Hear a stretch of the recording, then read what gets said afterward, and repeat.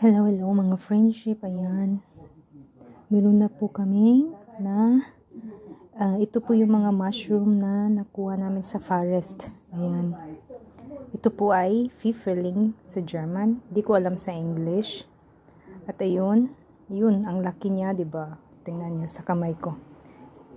Ito po ay hindi siya poisonous, ito ay makakain. Yan, masarap ito sa mga sauce, yung ginagawa ko, yung niluluto ko. Ito po yung niprito ko para ilagay sa sauce kasi masarap siya sa sauce.